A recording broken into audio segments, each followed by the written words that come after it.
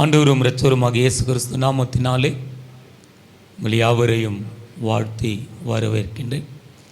இந்த காலை ஆராதனைக்காக நாம் யாவரும் கண்களை மூடி செபிப்போம். நன்றி தகப்பனே, பரிசுத்தர் பரிசுத்தர் பரிசுத்தர் என போற்றப்படுகிற எங்கள் பரலோக ராஜாவே, அதிசயமானவரே, ஆலோசனை கர்த்தரே, வல்லமுள்ள தேவனே, நித்திய பிதாவே, சமாதான பிரபுவே, வானம் என் சிங்காசனம், பூமி என் பாதபடி என்று வானத்தையும் பூமியும் நிரப்புகிற நிறைவான தெய்வத்தின் சன்னிதானத்திற்குள்ளாக இப்பொழுது வந்திருக்கிறோம். அன்றியும் அவருடைய தீர்மானத்தின் பிரகாரம் அழைக்கப்பட்டவர்களா தேவனிடத்தில் அன்பு கூறுவதற்கு சகலமும் நன்மைக்கு ஏதுவாய் நடக்கிறது என்பதை நாங்கள் அறிந்திருக்கிறோம். எப்பொழுதும் தகப்பனே, உம்முடைய திவ்ய சன்னிதானத்தில் நாங்கள் கூடியிருக்கிறோம். உம்முடைய வார்த்தை என்னும் மன்னாவினாலே நீர் எங்களை நிரப்பும்படியாக செபிக்கிறேன். என் வாயின் வார்த்தைகளும் இருதயத்தின் தியானமும் உம்முடைய திவ்ய சன்னிதானத்திற்கு பிரதியாக இருக்கும்படியாக செபிக்கிறேன். எங்களோடு பேசுவீராக அப்பா. உம்முடைய வார்த்தையில் எங்களுக்கு சுகம் உண்டு, உம்முடைய வார்த்தையில் எங்களுக்கு பலன் உண்டு, உம்முடைய வார்த்தையில் எங்களுக்கு ஆரோக்கியம் உண்டு, சத்துவம் உண்டு. உம்முடைய வாயிலிருந்து புறப்படுகிற ஒவ்வொரு வார்த்தையிலும் எங்களுக்கு பிழைப்பு உண்டு என்பதை நாங்கள் நினைவு கூர்ந்து எப்போது செபிக்கிறோம். திருப்தியாய் போஷிக்கிறவரையா நீர், விசாரிக்கிற நல்ல தேவன் நீர், எங்களோடு கூட இருக்கிறேன். மலைகள் விலகினாலும் பர்வதங்கள் நிலை பெயர்ந்தாலும் என் கிருபை உன்னை விட்டு விலகாமலும் என் சமாதானத்தின் உடன்படிக்கை நிலை பெயராமலும் இருக்கும் என்று உன்மேல் மனது உருகுகிற கர்த்தர் சொல்லுகிறார் என்ற வாக்குதத்த வார்த்தைகள், ஜீவனுள்ள வார்த்தைகளை நினைவு கூர்ந்து எப்போதும் செபிக்கிறேன். ஒவ்வொருவரையும் நினைவு கூர்ந்து ஆசீர்வதிக்கும்படி செபிக்கிறேன். உடைய சமாதானத்தின் உடன்படிக்கை நிலை பெயராது என்பதை நாங்கள் அறிக்கை செய்கிறோம். அப்பா, நீர் எங்களோடு கூட செய்த உடன்படிக்கை எங்கள் உண்டு, வாக்குதத்தங்கள் உண்டு, வாக்குறுதி கொடுத்திருக்கிறீர். உடைய வாக்கு எங்களுக்கு ஜீவனாய், எதிர்காலமாய், ஆசீர்வாதமாய், மேன்மையாய் இருக்கிற தயவுக்காக நன்றி. எங்களோடு நீர் பேசும். உம்மை மாத்திரம் நாங்கள் உயர்த்தட்டும். சகல துதிகன மகிமையா உமக்கு ஒருவருக்கே செலுத்துகிறோம். இவற்றையெல்லாம் இயேசு கிறிஸ்துவின் மூலம் வேண்டிக் கொள்கிறோம், ஜீவன் உள்ள நல்ல பிதாவே, ஆமென். கர்த்தர் நல்லவர், அவர் கிருபை என்றும் உள்ளது. இன்றைக்கு நம்முடைய சற்று நேர தியானத்திற்காக தெரிந்து கொள்ளப்பட்ட வேத பகுதி 2 தீமோத்தேயுவின் புஸ்தகம் 1ஆம் அதிகாரம் 7ஆம் வசனத்தை வாசிக்க கேட்போம். தேவன் நமக்கு பயமுள்ள ஆவியை கொடாமல், தேவன் நமக்கு பயமுள்ள ஆவியை கொடாமல், பலமும் அன்பும் அன்பும் தெளிந்த புத்தியுள்ள ஆவியையே கொடுத்திருக்கிறார். அப்போஸ்தலனாகிய பவுல் இவ்விதமாய் சொல்லுகிறார், தேவன் நமக்கு பயம் உள்ள ஆவியை கொடாமலும். தீமோத்தேயுக்கு எழுதுகிற பொழுது பவுல் இவ்விதமாய் எழுதுகிறார், உனக்கு தேவன் பயமுள்ள ஆவியை கொடுக்கவில்லை என்று சொல்லாதபடிக்கு நமக்கு பயமுள்ள ஆவியை தேவன் கொடுக்கவில்லை என்று சொல்லுகிறதை பார்க்கிறோம். இவ்விதமாய் இதை நாம் சிந்திக்கிற பொழுது ஆண்டவர் நமக்கு கொடுத்திருக்கிற ஆவி எப்பேற்பட்ட ஆவி என்பதை நாம் பார்க்கிற பொழுது இதை இவ்விதமாய் எழுதியிருக்கலாம். தேவன் நமக்கு பயத்தின் ஆவியை தராமல் தைரியத்தின் ஆவியை கொடுத்திருக்கிறார் என்று எழுதியிருக்கலாம். ஆனால் அவ்விதமாக அப்போஸ்தலனாகிய பவுல் எழுதாமல் இதை இவ்விதமாய் எழுதுகிறார், ஆண்டவர் நமக்கு பலனுள்ள ஆவியை கொடுத்திருக்கிறார், அன்புள்ள ஆவியை கொடுத்திருக்கிறார், தெளிந்த புத்தி உள்ள ஆவியை கொடுத்திருக்கிறார் என்று எழுதுகிறதை பார்க்கிறோம். இவ்விதமாய் பார்க்கிற பொழுது இது மூன்றும் சேருகிற பொழுதுதான் தைரியத்தின் ஆவி உண்டாகிறது, அல்லது இது மூன்றும் சேருகிற பொழுதுதான் தைரியத்தின் ஆவி என்று அழைக்கப்படுகிறது என்று நம்மால் புரிந்து கொள்ள முடிகிறது. ஆண்டவர் நமக்கு தைரியத்தின் ஆவியை தருகிறார் என்று முடித்திருக்கலாம். ஆனால் அதற்குள்ளாக இருக்கிற காரியத்தை பிரித்து அழகாக நமக்கு சொல்லப்பட்டிருக்கிறதை நாம் தியானிக்கும் பொழுது அது ஆச்சரியமானவைகளாய் இருக்கிறது. நம்முடைய வாழ்க்கையில் ஆண்டவர் கொடுத்திருக்கிற ஒரு பெரிய கிருபை இது. தைரியத்தின் ஆவியினால கர்த்தர் நம்மை நிரப்புகிற நல்ல தேவனாய் இருக்கிறார். அவருடைய வாக்குத்தத்தங்கள் எல்லாம் நமக்கு தைரியத்தை கொடுக்கிறதாய், நம்முடைய வாழ்க்கையில் பலத்தை கொடுக்கிறதாய், சத்துவத்தை கொடுக்கிறதாய், ஜீவனை கொடுக்கிறதாய் அவருடைய வாக்குத்தத்தங்கள் நம்முடைய வாழ்க்கையில் காணப்படுகிறபடினால பவுல் இவ்விதமாய் எழுதுகிறார், பயத்தின் ஆவியை தேவன் நமக்கு கொடுக்கவில்லை என்று சொல்லி. இந்த பயத்தை குறித்து நாம் பார்க்கிற பொழுது யோவான் 1 யோவான் 4ஆம் அதிகாரத்தில் யோவான் இவ்விதமாய் அந்த பயத்தை குறித்து எழுதுகிறார். 4ஆம் அதிகாரம் 18ஆம் வசனம் வாசிக்க கேட்போம்.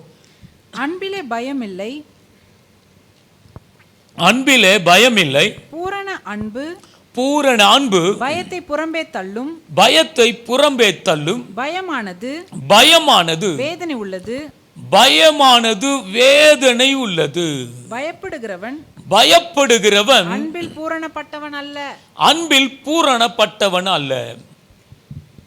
பயமானது வேதனைக்குரியது என்று யோவான் எழுதுகிற பொழுது இவ்விதமாய் எழுதுகிறார்.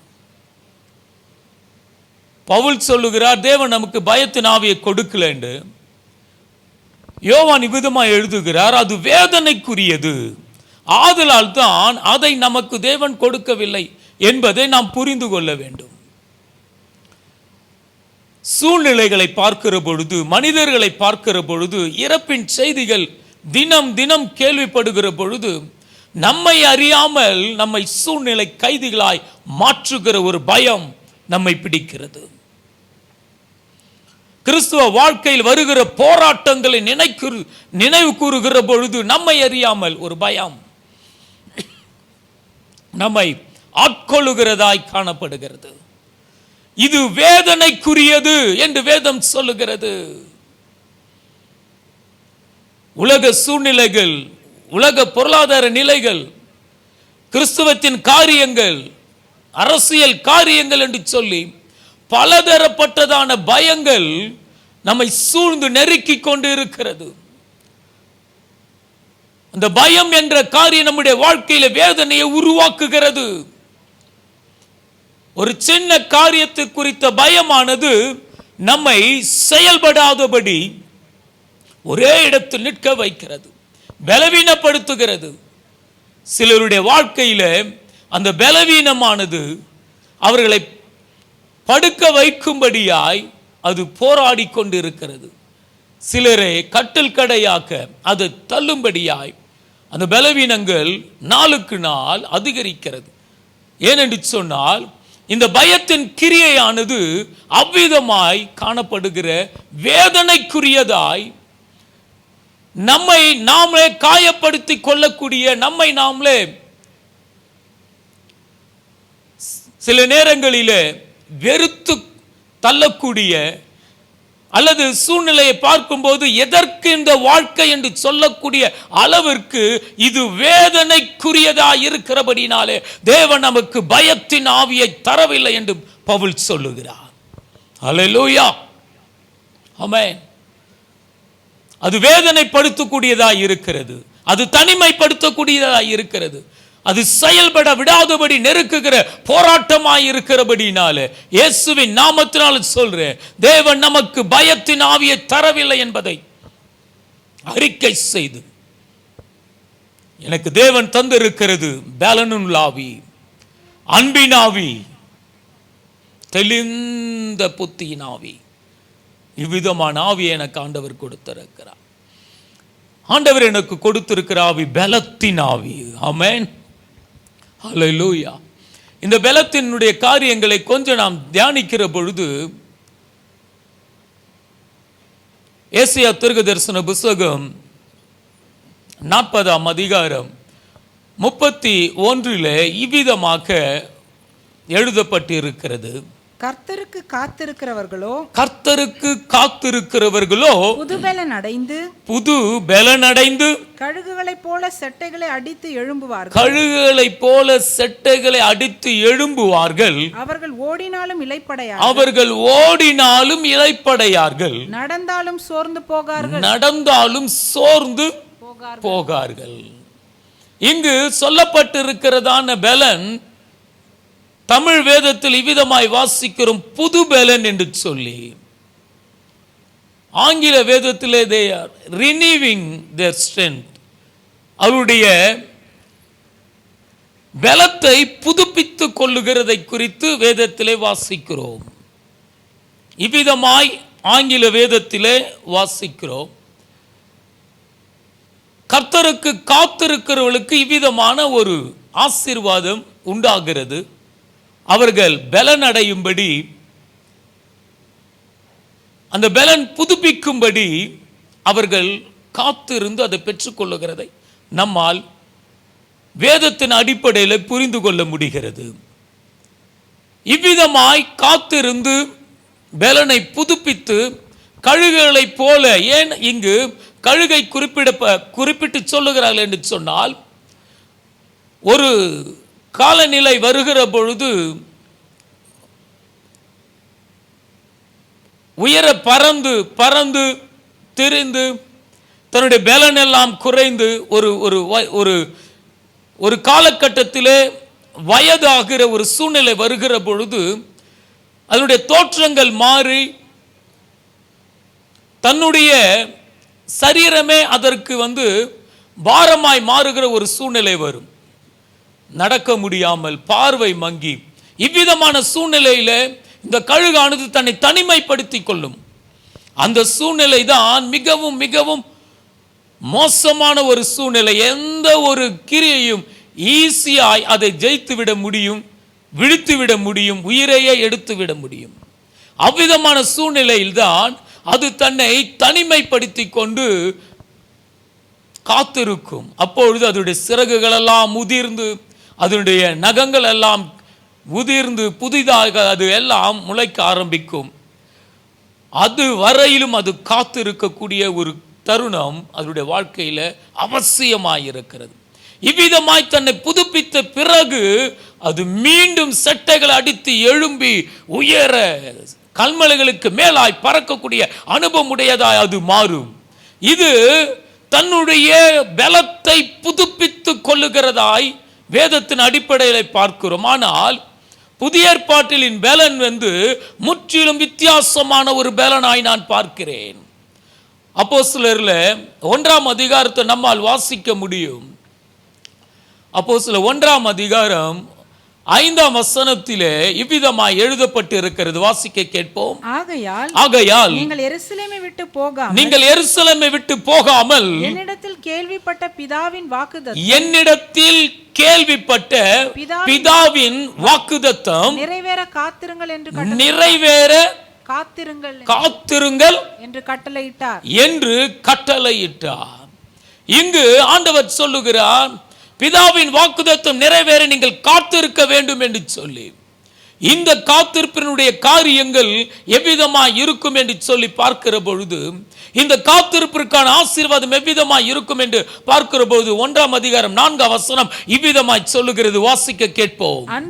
அன்றியும் அவர் அவர்களுடனே கூடி வந்திருக்கும் போது அவர்களை நோக்கி யோவான் ஜலத்தினாலே ஞானஸ்நானம் கொடுத்தான். நீங்கள் சில நாளுக்குள்ளே பரிசுத்த ஆவியினாலே ஞானஸ்நானம் பெறுவீர்கள். இது தன்னுடைய பலனை புதுப்பித்துக் கொள்ளுகிறதான காரியம் அல்ல, அபிஷேகத்திலே பலத்திலே மூழ்கக்கூடிய காரியமாய் இயேசுவின் நாமத்தினாலே நான் பார்க்கிறேன். காத்திருந்து தன்னுடைய பலனை புதுப்பித்து அந்த கழுகுகள் எழுந்து பறக்கும். இங்கு காத்திருக்கிற அனுபவம் பலத்திலே மூழ்கடித்து நடத்துகிற மகிமையின் அபிஷேக அனுபவமாய் நான் பார்க்கிறேன். 2ஆம் அதிகாரம் 33ஆம் வசனம் இவ்விதமாய் சொல்லுகிற அப்போஸ்தலர் 2:33 வாசிக்க கேட்போம். அவர் தேவனுடைய வலது கரத்தினாலே உயர்த்தப்பட்டு பிதா அருளிய வாக்குத்தத்தத்தின்படி பரிசுத்த ஆவியை பெற்று நீங்கள் இப்பொழுது காண்கிறதும் கேட்கிறதும் ஆகிய இதை பொழிந்தருளினார். நீங்கள் இப்பொழுது காண்கிறதும் கேட்கிறதுமாகிய இதை பொழிந்தருளினார். இதை அபிஷேகத்தை மழையாக ஊற்றினார் என்று வேதத்திலே வாசிக்கிறோம். இவ்விதமாய் பார்க்கும் பொழுது இந்த அபிஷேக நிறைவானது அப்போஸ்தலர் 1:8 இவ்விதமாய் சொல்லப்பட்டிருக்கிறது. பரிசுத்த ஆவி உங்களிடத்தில் வரும்பொழுது நீங்கள் பலனடைந்து என்ன விதமான பலன் என்று சொன்னால் அபிஷேகத்திலே மூழ்குகிற பலன், மழையாய் பொழிகிற அபிஷேகத்தில் முழுவதுமாக நினைந்து பலனின் மேல் பலன் அடைகிறதான உன்னத அனுபவத்தின் பலனை இங்கு நாம் பார்க்கிறோம். இவ்விதமான பலனை கொடுத்து கர்த்தர் நம்மை நடத்துகிற மகிமையின் தேவனாய் இருக்கிறார். அவர் உங்கள் வலது பார்சத்தில் நிழலாய் இருக்கிறார். நீங்கள் வெட்கப்பட்டு போவதில்லை என்று இயேசுவின் நாமத்தில் அறிவித்து ஆசீர்வதிக்கிறேன். பலனை புதுப்பித்துக் கொள்வதை ஒரு பழைய என்ஜினை வாங்கி அதை பிரித்து அதை சுத்தம் செய்து அதற்கு புதிய எண்ணெயை ஊற்றி அதை மீண்டும் புதுப்பித்து உபயோகப்படுத்துவதாய் நான் பார்க்கிறேன். ஆனால் இந்த அபிஷேக நிறைவு என்ற காரியம் ஊற்றப்படுகிற காரியத்தை நான் எப்படி பார்க்கிறேன் என்று சொன்னால் புதிதாக வடிவமைக்கப்பட்டதான ஒரு இயந்திரமாய் பார்க்கிறேன். என்னதான் ஒரு காரியத்தை நாம் புதுப்பித்தாலும் அது பழையதுதான். ஆனால் புதுப்பித்தலின் ஆவியாகிய இந்த அபிஷேகத்தை நான் எவ்விதமாய் பார்க்கிறேன் என்று சொன்னால் புதிய இன்ஜினை வடிவமைத்து இயக்குகிறதாய் பார்க்கிறேன். அவ்விதமான பலத்தினாலே உங்களை கர்த்தர் இடைகட்டுவார் என்று இயேசுவின் நாமத்தினாலே கர்த்தருடைய பலிபீடத்திலிருந்து ஆசீர்வதிக்கிறேன். இது மீண்டும் உருவாக்குகிறது அல்ல, இது முற்றிலும் புதிய அபிஷேகம். இது மீண்டும் உன்னுடைய பழைய சரீரத்தில் ஒரு புதிய காரியத்தை உருவாக்குகிறது அல்ல, இது பரத்திலிருந்து மழையாய் பொழியப்படுகிற பலத்தின் ஆவியாய் நான் பார்க்கிறேன். ஹல்லேலூயா, ஆமென்.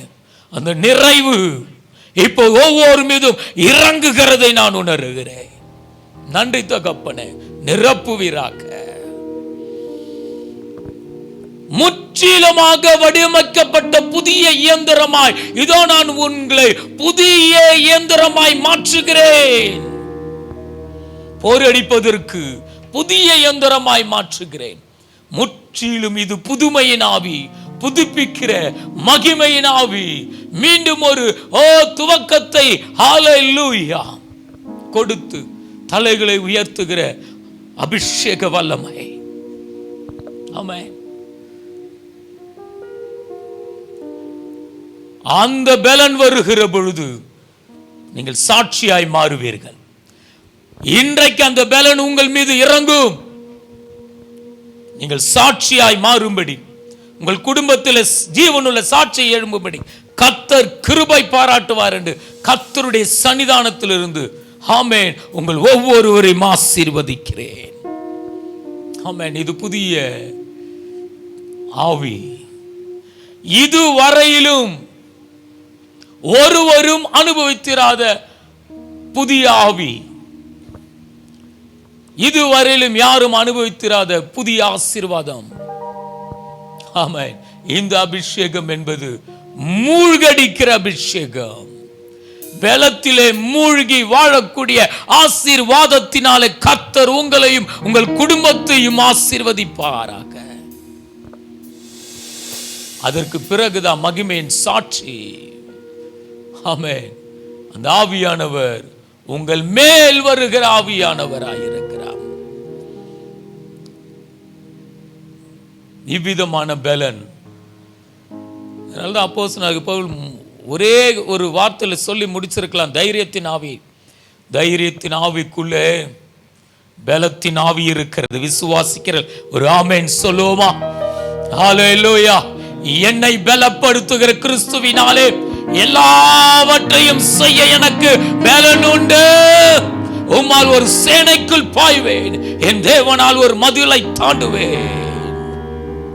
என்னை பலப்படுத்துகிறவர், முற்றிலும் புதிதாய் என்னை மாற்றுகிறவர், புதிய சிருஷ்டிப்பாய் மாற்றுகிற பலன் இது. பழையவர்கள் எல்லாம் ஒழிந்தது, எல்லாம் புதிதானது. அந்த பலனினால், ரட்சிப்பின் பலனினால் கர்த்தர் உங்கள் ஒவ்வொருவரும் நிரப்பி இருக்கிறார். விசுவாசிக்கிறவர்கள் ஆமென், ஹல்லேலூயா. சத்தம் ஒரு ஆமென் என்று சொல்லி தேவனுடைய நாமத்தை மகிமைப்படுத்தி ஆமென். பயத்தின் ஆவியை தரல, பலத்தின் ஆவியை தந்திருக்கிறார். இரண்டாவது காரியம் அவர் சொல்லுகிறார், அன்பின் ஆவியை நான் கொடுத்திருக்கிறேன். நாம் ஏற்கனவே வாசித்தோம். யோவான் 1 யோவான் 4ஆம் அதிகாரம் 18 21 வசனங்கள் வாசிக்கும் பொழுது, அன்பிலே பயமில்லை, பயமில்லை. பூரண அன்பு பயத்தை புறம்பே தள்ளும். பூரண அன்பு பயத்தை புறம்பே தள்ளும். பயமானது வேதனை உள்ளது, பயமானது வேதனை உள்ளது. பயப்படுகிறவன் அன்பில் பூரணப்பட்டவன் அல்ல, அன்பில் பூரணப்பட்டவன் அல்ல. ஹல்லேலூயா. அப்போ ஆண்டவர் நம்மை அன்பில பூரணப்படும்படியாய்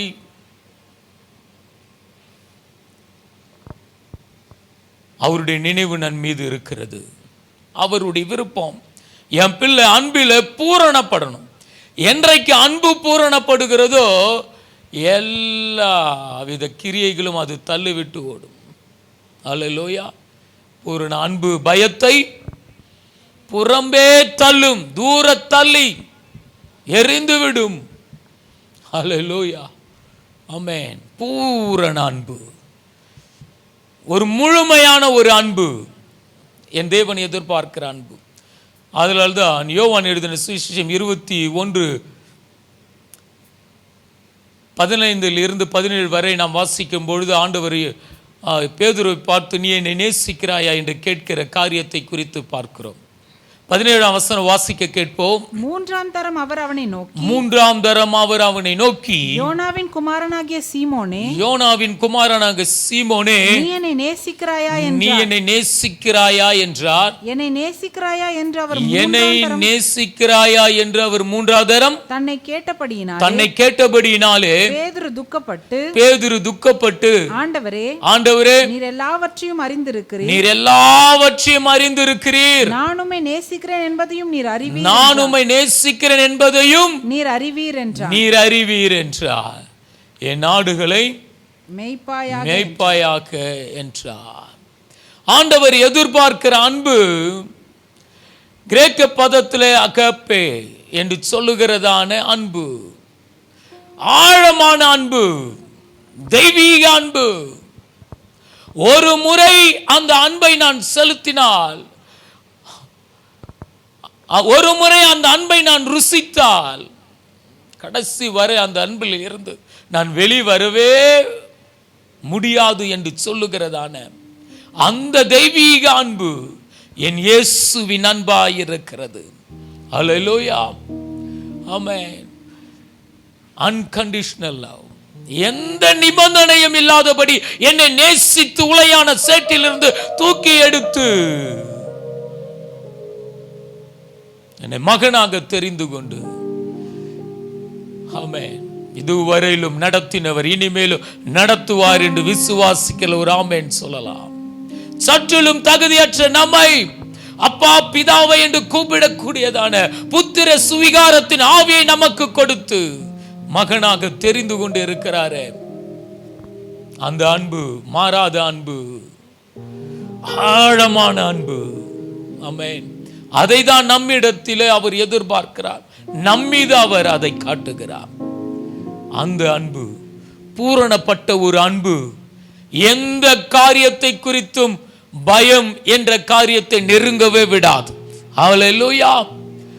அன்பு பூரணப்படுகிற பொழுது என் இயேசுவின் மீது, என் தெய்வத்தின் மீது, என்னை அழைத்தவர் மீது, எனக்கு காட்சி கொடுத்து ஊழியத்திற்கு அழைத்தவர் மீது என் அன்பு பெருகுகிற பொழுது சூழ்நிலையை குறித்ததான பயத்தை நான் புறம்பே தள்ளுகிறவனாய் காணப்படுவேன். ஹல்லேலூயா. உணர்ச்சி வசப்பட்டு தேவனுக்கு பின் வந்தவர்கள் அல்ல, அவர் தேடி வந்து அன்பை பொழிந்து ரத்தம் சிந்தி நம்மை கழுவி மீட்டெடுத்த அந்த அன்பை, தியாகத்தை நினைவு கூர்ந்து நாம் அவரை ஆராதிக்கிறவர்களாய் இருக்கிறோம். ஆமென். ஹல்லேலூயா. ஆமென். அன்புல ஒரு பூரணம் நம்முடைய வாழ்க்கையில காணப்படட்டும். முழுவதுமாய் உம்மையே சார்ந்து என் அன்பு முழுவதும் உம்முடைய பாதத்திலே நான் உற்றட்டும். எடுபடாத நல்ல பங்கா நம்முடைய பாதத்தை நான் பிடித்து கொள்ளட்டும். அந்த வாழ்க்கை நம்முடைய வாழ்க்கையில் மேன்மையான ஆசீர்வாதத்தை கொண்டு வருகிற மகிமையின் வாழ்க்கையாயிருக்கும். தொடர்ச்சி வாசிப்போம். அவர் முந்தி நம்மிடத்தில் அன்பு கூர்ந்தபடியால், அவர் முந்தி நம்மிடத்தில் அன்பு கூர்ந்தபடியால் நாமும் அவரிடத்தில் அன்பு கூறுகிறோம். அன்பு கூறுகிறோம். தேவனிடத்தில் அன்பு கூறுகிறேன் என்று ஒருவன் சொல்லியும் தன் சகோதரனை பகைத்தால் அவன் பொய்யன். தான் கண்ட சகோதரனிடத்திலே அன்பு கூறாமல் இருக்கிறவன் தான் காணாத தேவனிடத்திலே எப்படி அன்பு கூறுவான்? தேவனிடத்தில் அன்பு கூறுகிறவன் தன் சகோதரனிடத்திலும் அன்பு கூற அன்பு கூற வேண்டும் என்கிற இந்த கற்பனையை அவராலே பெற்றிருக்கிறோம். இவ்விதமான ஒரு அன்பு பவுல் அன்பை குறித்து எழுதுகிற பொழுது கொரிந்தியருக்கு அவர் இவ்விதமாய் எழுதுகிறார். 1 கொரிந்தியர்ல 13ஆம் அதிகாரம் 1 to 8 வரை நாம் வாசிக்கிற பொழுது அன்பை குறித்து அநேக காரியங்களை பவுல் எழுதுகிற நம்மால் வாசிக்க முடியும். வாசிக்க கேட்போம். நான் மனுஷர் பாஷைகளையும் தூதர் பாஷைகளையும் பேசினாலும் அன்பு எனக்கு இராவிட்டால் சத்தமிடுகிற வெண்கலம் போலவும் ஓசையிடுகிற கைத்தாளம் போலவும் இருப்பேன். அல்லேலூயா. நான் மனுஷ பாஷை பேசினாலும், தூதர்கள் பாஷையை பேசினாலும், அந்நிய பாஷையில பேசினாலும், என்னுடைய வாழ்க்கையில் அன்பு இல்லை அப்படின்னா ஏதோ ஒரு சத்தத்தை ஏற்படுத்துகிற ஒருவனாய்த்தான் நான் இருப்பேன். நாய்ஸ் பொல்யூஷன், ஏர் பொல்யூஷன் மாதிரி நாய்ஸ், சத்தம், வெறும் சத்தமாய் தான் இருக்கும், அங்கு சத்துவம் இருக்காது. அன்பு இல்லை என்று சொன்னால், அன்பு இல்லாமல் நான் செய்கிற ஒவ்வொரு காரியமும் அது ஊழியமாகவே இருக்காது. அன்பு இல்லாமல் நான் செய்கிற ஒவ்வொரு காரியமும் அது ஆண்டவருடைய பணிவிடையாய் இருக்காது. கடமைக்காக என்று வேற வழி இல்லை என்று சொல்லி நான் நேசிக்கணும், வேற வழி இல்லை என்று இந்த குடும்பத்திற்கு நான் சம்பாதிக்கணும் என்று சொல்லுகிறதெல்லாம் அன்பு இல்லாத ஒரு கிரியை. அன்புல நிரப்பப்பட்டால் இன்னும் பணிவிடை, இன்னும் நம்மை தாழ்த்தி, இன்னும் இன்னும் இன்னும் இன்னும் இன்னும் இன்னும் உம்முடைய நாமத்தின் மகிமைக்காக நான் இதை செய்கிறேன் என்று காரியங்கள் நம்மள வெளிப்படும். ஆமென். 2ஆம் வசனம் இவ்விதமாய் சொல்லுகிறது, தீர்க்க தரிசன வரத்தை உடையவனாயிருந்தும் சகல ரகசியங்களையும் சகல அறிவை அறிந்தாலும் மலைகளை பெயர்க்கத்தக்கதாக சகல விசுவாசம் உள்ளவனாய் இருந்தாலும் அன்பு எனக்கு இராவிட்டால் நான் ஒன்றுமில்லை. இதெல்லாம் ஊழியத்தில் நடைபெறுகிற காரியங்கள். ஊழியத்தில் பெரிய காரியத்தை சாதித்தேன், குடும்பத்தில் ஒன்றுமில்லை என்று சொன்னால் அங்கு ஊழியம் செய்ததும் ஒன்றுமில்லாமல் போகிறது. குடும்பத்தில் நல்ல சாட்சிகள் இல்லாமல் போய் மலைகளை பெயர்க்கத்தக்க விசுவாசம் இருந்தும் பிரயோஜனம் இல்லை. அநேகருக்கு நான் ஆசீர்வாதமாய் இருந்தேன் என்று சொல்லுகிற வாழ்க்கை ஒன்றுமில்லாமல் போகிற வாழ்க்கையாய் இருக்கிறது. என்னுடைய சாட்சி என்பது குடும்பத்திலும் விளங்கணும். என் குடும்பத்தில் இருந்த அன்பு வெளியே வரணும். என் ஊழியம் என்பது அன்பின் பணிவிடையாகவே இருக்கணும். ஆமென். வாசிக்க கேட்போம் தொடர்ச்சி. எனக்கு உண்டான யாவற்றையும் நான் அன்னதானம் பண்ணினாலும் என் சரீரத்தை சுட்டெரிக்கப்படுவதற்கு கொடுத்தாலும் அன்பு எனக்கு இராவிட்டால் எனக்கு பிரயோஜனம் ஒன்றுமில்லை. வாசிப்போம். அன்பு நீடிய சாந்தமும். ஆமென் சொல்லலாமா? Long suffering. ரொம்ப பொறுமையா இருக்கும் அன்பு. யாராவது ஒருத்தர் காட்டுங்களேன் நம்ம வீட்டில் ரொம்ப பொறுமையா இருக்கிறவங்கள. ஹல்லேலூயா. ஆண்டவருடைய அன்பு, ஆண்டவர் எதிர்பார்க்கிற ஒரு முழுமை. ஹல்லேலூயா. ஆமென். சில வேளைகளில் ஆண்டவருக்குள்ள வந்தும் இன்னும் நம்முடைய குணாதிசயங்கள் மாறவே இல்லை. நம்ம சொல்கிறோம் நான் புது சிருஷ்டி, பழையவங்களெல்லாம் ஒழிஞ்சிடுச்சு அப்படின்றோம். என்ன ஒழிஞ்சிச்சு? இன்னும் அப்படியே தான் இருக்கிறோம். இன்னும் ஒழிய வேண்டிய காரியங்கள் நிறைய இருக்குது. பிறந்ததுலேருந்தே இப்படி தான். கோவப்பட்டேன்னா ஏதாவது கையில் இருந்தால் எடுத்து எரிஞ்சிருவேன். அல்லேலூயா. செல்ஃபோனை என்ன பண்ணுவேன்? தூக்கி போட்டு உடைச்சிருவேன். யாருக்கு நஷ்டம்?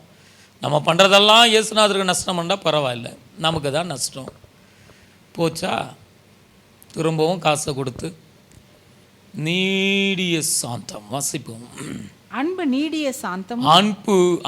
நீடிய சாந்தமும் தயவும் உள்ளது.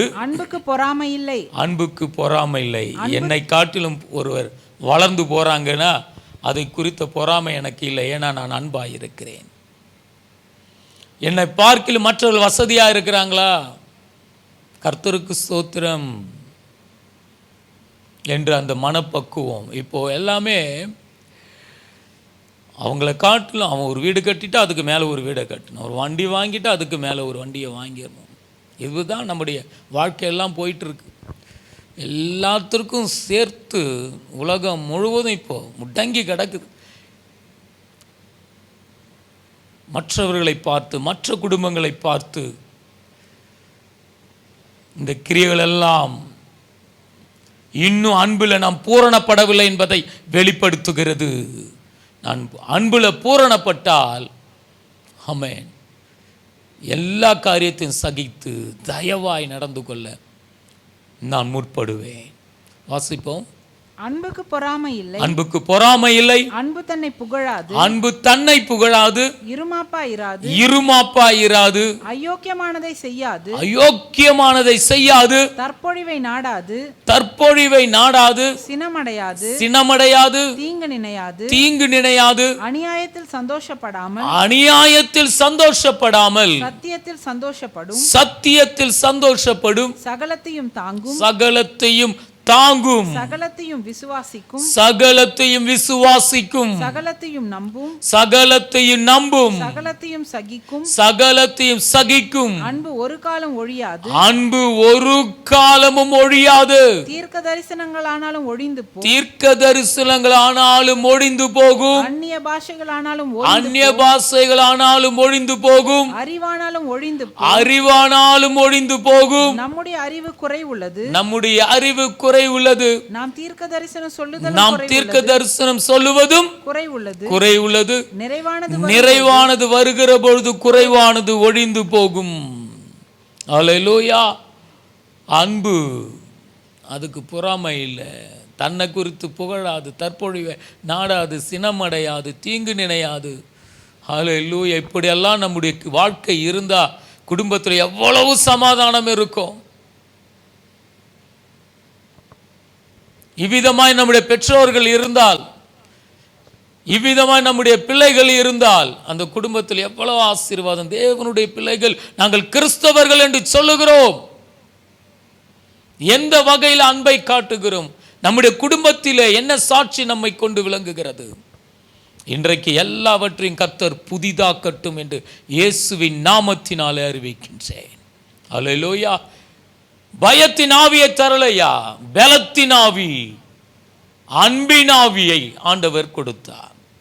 இந்த சபை உருவாவதற்கு முன்பதாக அப்போஸ்தலர் 1ஆம் அதிகாரம் 15 26 வசனங்களை நாம் பார்க்கிற பொழுது 120 பேர் மேல் வீட்டு அறையில் கூடியிருக்கிறார்கள், காத்து கொண்டு இருக்கிறார்கள். ஆண்டவர் சொன்னதான அந்த வாக்குத்தத்தம் நிறைவேற காத்து கொண்டிருக்கிறார்கள்.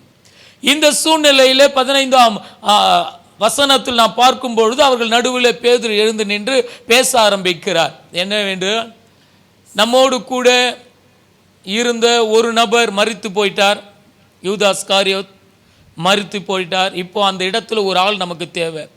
அவர் எப்படிப்பட்ட ஆளாக இருக்கணும் என்று சொன்னால், யோவான் ஸ்நானகன் ஞானஸ்நானம் கொடுத்ததிலிருந்து ஆண்டவராகிய இயேசு கிறிஸ்து மரித்தவரிலிருந்து எழுந்தது வரை தெரிந்திருந்த ஒரு ஆளாக இருக்கணும், சாட்சியாக அவர்களை ஏற்படுத்தணும். இவன் இவ்விதமாய் ஏற்கனவே தீர்க்க தரிசனத்தின் நிறைவேறல் சங்கீதத்தில் சொல்லப்பட்டிருந்ததான வார்த்தையின் பிரகாரம் இந்த யூதாஸ் காரியோத் தனக்குரிய இடத்திற்கு போய் சேர்ந்துட்டான்.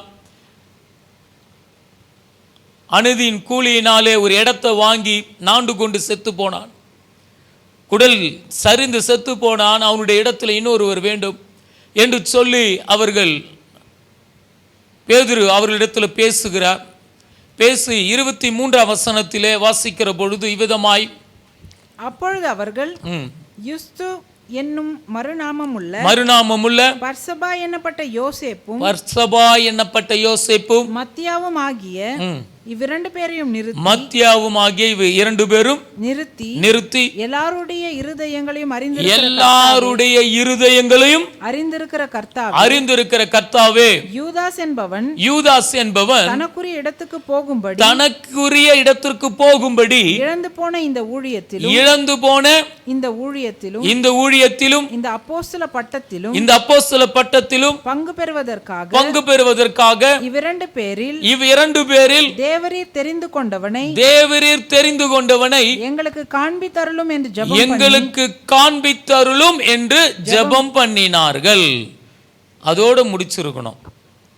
எங்களுக்கு ஒருத்தரை காட்டுங்க ஆண்டவரே, நாங்க ஜெபம் பண்றோம் அப்படின்னு சொல்லி இருக்கணும். ஜெபம் பண்ணிட்ட பிறகு என்ன பண்ணாங்களாம்? பின்பு அவர்களை குறித்து சீட்டு போட்டார்கள். சீட்டு மத்தியாவின் பேரில் விழுந்தது. அப்பொழுது அவன் 11 அப்போஸ்தலருடனே சேர்க்கப்பட்டான். அல்லேலூயா. ஜெபம் பண்ணி ஆண்டவரே எங்களுக்கு சொல்லும், ஆண்டவரே எங்களுக்கு வெளிப்படுத்தும் என்று காத்து கொண்டில்ல. ஜெபம் பண்ணிட்ட பிறகு இவர்கள் தங்களுடைய காரியங்களை செய்ய ஆரம்பிக்கிறாங்க. சீட்டு போடுறாங்க. 2 பேருக்கு 2 சீட்டு போடுறாங்க. 2 பேர் இருந்தால் என்ன பண்ணியிருக்கணும்னா 3 சீட்டு போட்டிருக்கணும். நியாயமாக ஒரு சீட்டில் பேர் இல்லாமல் என்ன பண்ணியிருக்கணும், போட்டிருக்கணும். அப்போ தான் இவங்க 2 பேரும் இல்லைன்றது கூட ஆண்டவர் ஒரு வேளை வெளிப்படுத்திருக்கலாம். 2 பேருக்கு ஒரு சீட்னா கண்டிப்பாக ஒரு சீட்டில் ஒரு பேர் இருக்க போகுது. இதுக்கு வேறு எதுக்கு ஜெபம், அதுக்கு ஏன் சீட்டுன்னு தெரியல. சரி, போடுறாங்க. இதுதான் அவங்களுடைய காரியம். இது சபை துவங்குவதற்கு முன்பதாக அவருடைய நிலை இதுதான். ஜெபம் பண்ணாங்க, சீட்டு போட்டாங்க, ஒரு ஆளை தெரிந்து கொண்டாங்க. ஆனால் சபை உருவாயிட்ட பிறகு சூழ்நிலை மாறுகிறது. ஒரு ஆமேன் சொல்லலாமா? அல்லேலூயா. அப்போஸ்தலர் 13ஆம் அதிகாரத்தில் 1ஆம் வசனம் இவ்விதமாய் சொல்லுகிறது. அந்தியோகியா பட்டணத்தில் உள்ள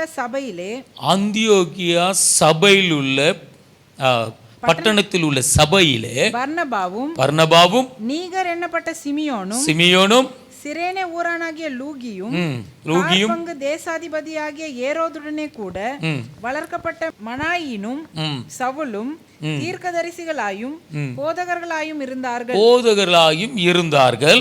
அவர்கள் கர்த்தருக்கு ஆராதனை செய்து உபவாசித்துக் கொண்டிருக்கிற பொழுது அல்லேலூயா. இப்போ அபிஷேகம் ஊற்றப்பட்டது, சபை உருவாயிற்று, அநேக இடத்தில் சபை உருவாயிற்று. இப்போ என்ன பட்டணம் இது என்று வாசித்தோம்? அந்தியோக்கியா பட்டணத்து சபையில நடக்குது.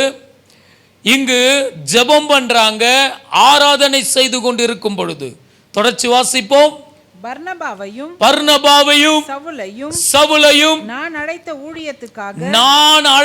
ஊழியத்திற்காக அவர்களை பிரித்து விடுங்கள் என்று சொல்லி பரிசுத்த ஆவியானவர் திருவுளம் பற்றினார். கரங்களை தட்டி உற்சாகமாய் தேவனுடைய நாமத்தை மகிமைப்படுத்தி ஹல்லேலூயா. சபை உருவான பொழுது காரியங்கள் மாறுதலாய் இருக்கிறது. ஜெபம் பண்ணிட்டு சீட்டு கிடையாது, ஜெபம் பண்ணிட்டு ஆராதனை. கரங்களை தட்டி உற்சாகமாய் தேவனுடைய நாமத்தை மகிமைப்படுத்தி ஜெபம் பண்ணினார்கள், ஆராதித்தார்கள். பரிசுத்த ஆவியானவர் திருவுளம் பற்றினார். பெயரை சொல்லி பர்னபாவின் சவுலையும் நான் முன்குறித்த ஊழியத்திற்கு பிரித்து விடுங்கள் என்று திருவுளம் பற்றினார், பேசினார். இதுதான் தெளிவு.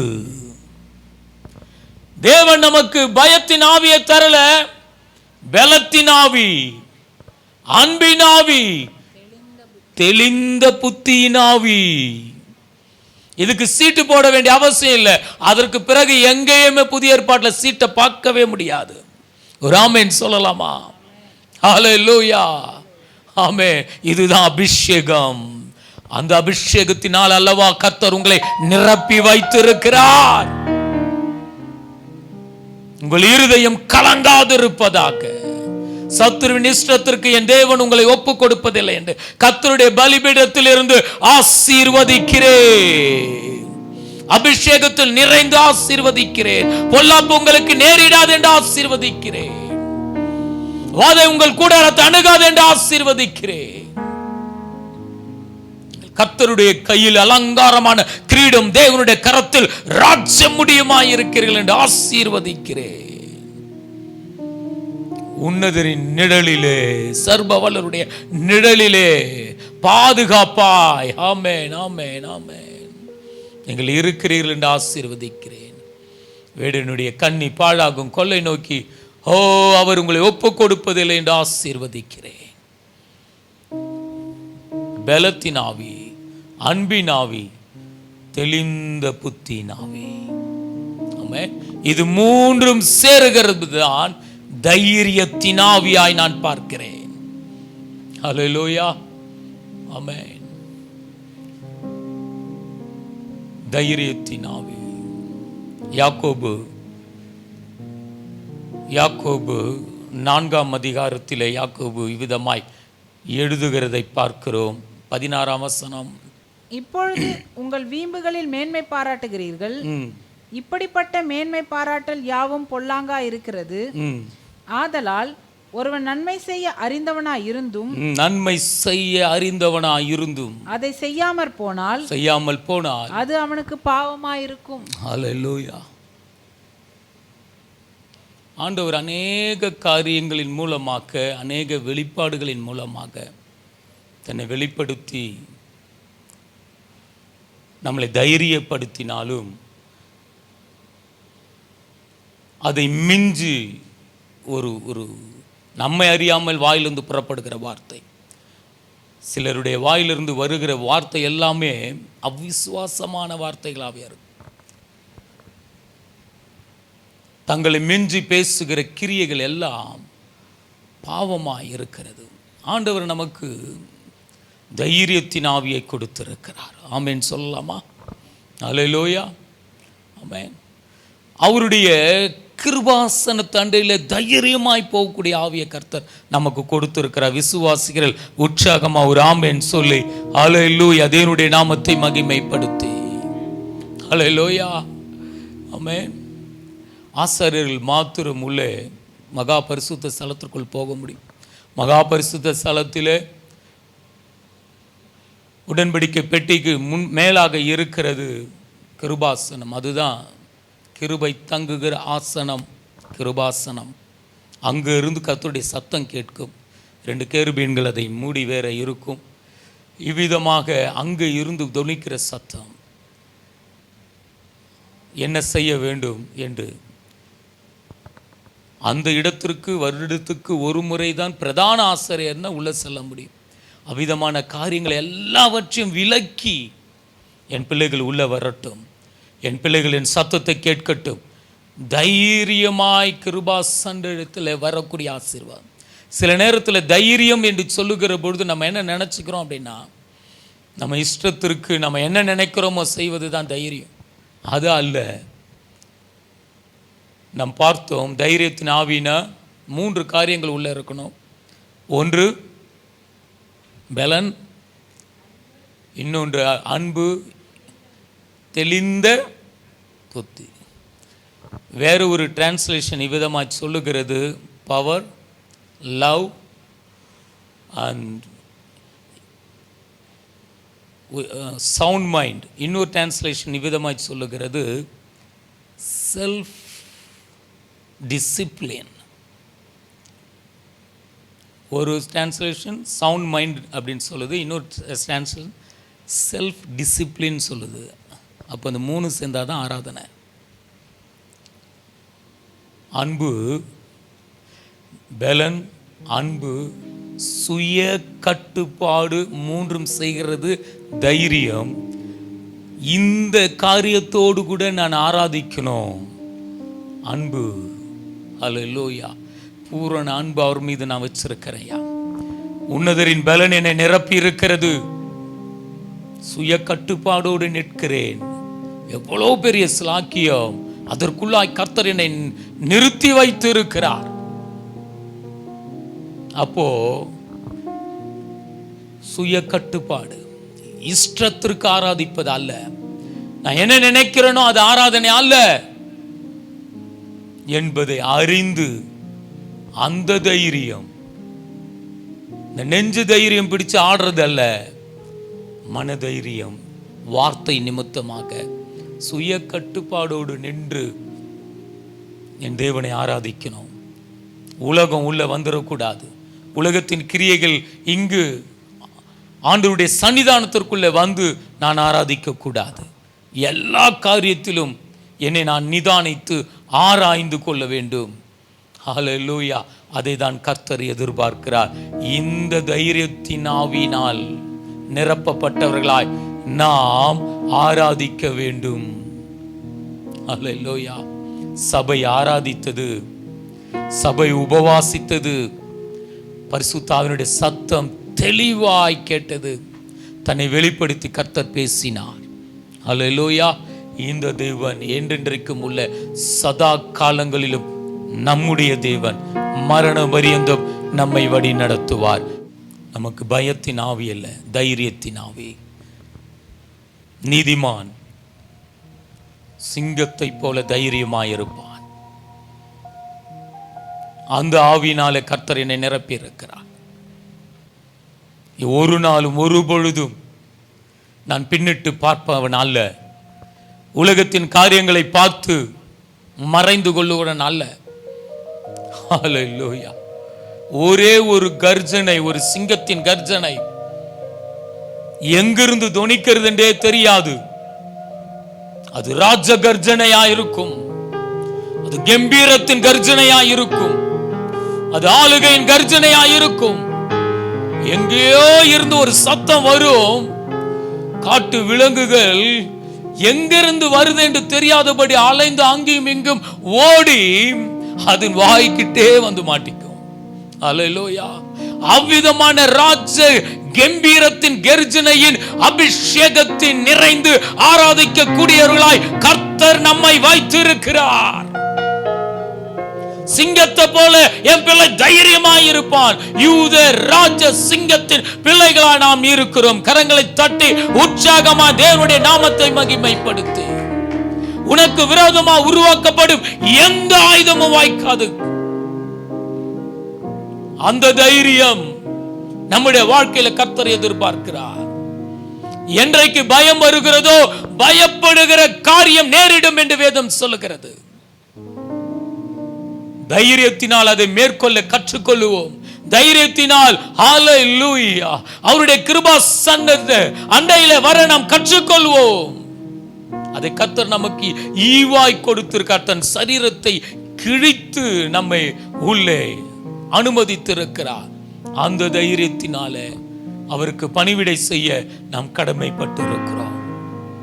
ஆமென். சூழ்நிலைகளை குறித்து பயப்படாதிருங்கள். சூழ்நிலை மாற்றுகிற நல்ல தேவன் உங்களோடு கூட இருக்கிறார். பொல்லாப்பு உங்களுக்கு நேரிடாது. எந்த காரியத்திற்கும் ஒரு முடிவு இருக்கிறது. அது எப்பேற்பட்ட காரியமோ ஒரு முடிவு இருக்கிறது. நிச்சயமாக ஒரு நல்ல முடிவை சீக்கிரத்திலே கர்த்தர் நமக்கு கொடுத்து நம் தலைகளை உயர்த்துவார் என்று கர்த்தருடைய பலிபீடத்தில் இருந்து இயேசுவின் நாமத்தில் அறிவித்து ஆசீர்வதிக்கிறேன். என் தேவன் எனக்கு பயத்தின் ஆவியை தரல. பவுல் தீமோத்தேயோடு சேர்ந்து கொள்கிற இளம் ஊழியரோடு சேர்ந்து கொண்டு சொல்லுகிறார், பயத்தின் ஆவியை நமக்கு ஆண்டவர் தரல. பவுல் சொல்லும்போது சொல்லுவார், சிங்கத்தின் வாயிலிருந்து என் தேவன் என்னை ரட்சித்தார். எல்லா அதிகாரங்களும் எனக்கு விரோதமாக போராடிட்டு அவருடைய சித்தம் இல்லாமல் தலையில் இருக்க ஒரு முடி கூட விடாது. ஹல்லேலூயா, ஆமென். ஆண்டவர் சொன்னார், இவ்விதமாய் சொன்னார், இந்த ஜீவனை கொடுக்கவும் எடுத்துக்கொள்ளவும் எனக்கு அதிகாரம் இருக்கிறது. இன்னும் 2-3 நாளைக்குள்ள நான் மகிமை அடைய போகிறேன். அதுவரையிலும் என்னை யாரும் தொட முடியாது. ஹல்லேலூயா, ஆமென். அதுவரையிலும் எந்த கிரியைகளும் என்னை தொடவே முடியாது. அதை நான் கொடுத்தால் தான் அவன் தொட முடியும். இவ்விதமான மகத்துவத்தின் தேவன். ஹல்லேலூயா. யாரை தேடுகிறீர்கள் என்று ஆண்டவர் கேட்ட அந்த ஒரு வார்த்தை வந்தவர்கள் எல்லாம் பின்னிட்டு விழும்படியான அதிகாரம் நிறைந்த வார்த்தையாயிருந்தது. ஆனால் நமக்காக அவர் தன்னை ஒப்பு கொடுத்தபடினால அவர் மீது கைகளை வைத்தார்கள். உங்களையும் என்னையும் என் தேவன் ஒப்பு கொடுக்கவே மாட்டார். அந்த தைரியம் நமக்கு உண்டாகட்டும். சத்தத்தை உயர்த்தி சொல்லலாமா? என் தேவன் சத்ருவின் இஷ்டத்திற்கு என்னை ஒப்பு கொடுப்பது இல்லை. தைரியமா சொல்லுவோம். இந்த சூழ்நிலைக்கு கர்த்தர் என்னை ஒப்பு கொடுப்பது இல்லை என்று தைரியமாய் சொல்லுவோம். ஹல்லேலூயா.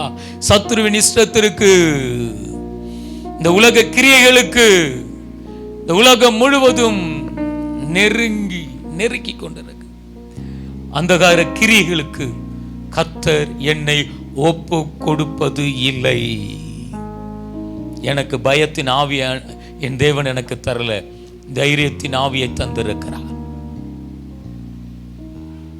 தைரியத்தினால் நிரப்பப்பட்டவனாய் நான் வாழும்படியாய் கர்த்தர் எனக்கு அனுக்கிரகம் செய்திருக்கிறார். நான் செய்வதெல்லாம் வாய்க்கும் என்று தைரியமாய் சொல்லுவோம். ஹல்லேலூயா, ஆமென். பொல்லாப்பு எனக்கு நேரிடாது என்று தைரியமாய் சொல்லுவோம். என் வீட்டை சுற்றிலும் தெய்வ பாதுகாப்பு உண்டு என்று தைரியமாய் சொல்லுவோம். இரத்த பாதுகாப்பு என் மீது கர்த்தர் வைத்திருக்கிறார் என்று தைரியமாய் சொல்லி அவருடைய நாமத்தை உயர்த்துவோம்.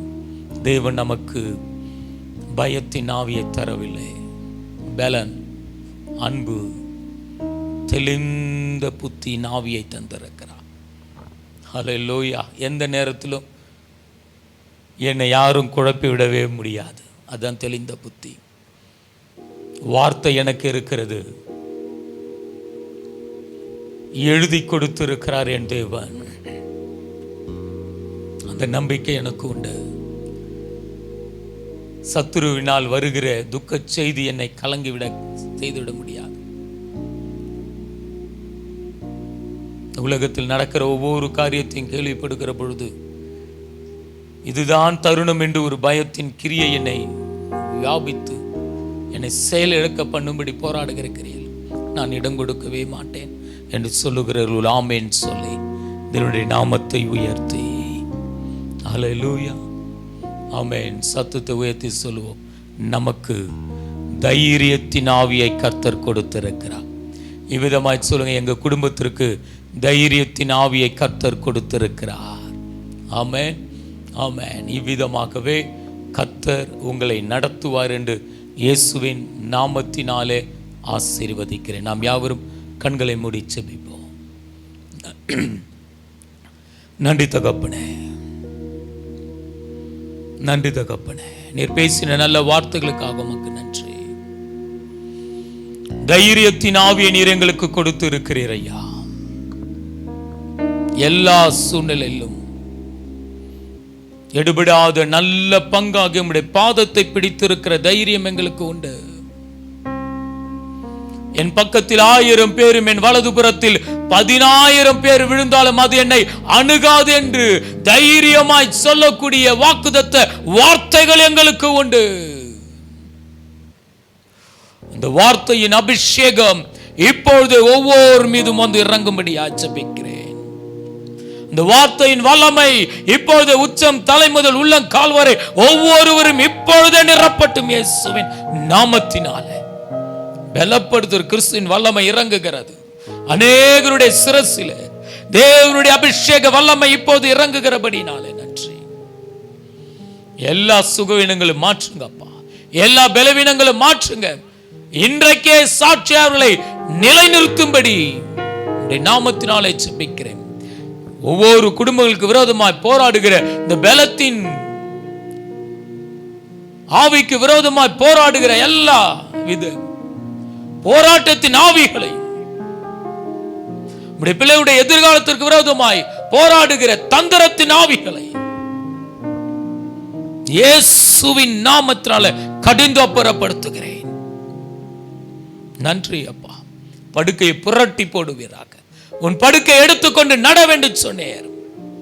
உன் விசுவாசத்தின்படியே உனக்கு ஆக கடவுது என்று சொன்னேர். விசுவாசித்தவளே நீ பாக்கியவதி என்று சொன்னீரே.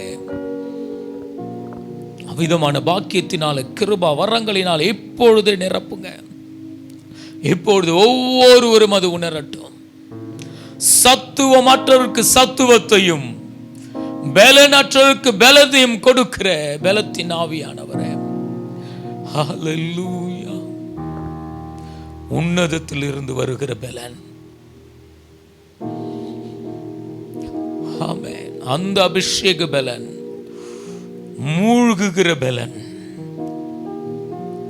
அபிஷேகத்திற்குள்ளே மூழ்குகிறதான ஆசீர்வாதத்தின் பலன் இப்பொழுதே இப்பொழுதே. நன்றி நன்றி.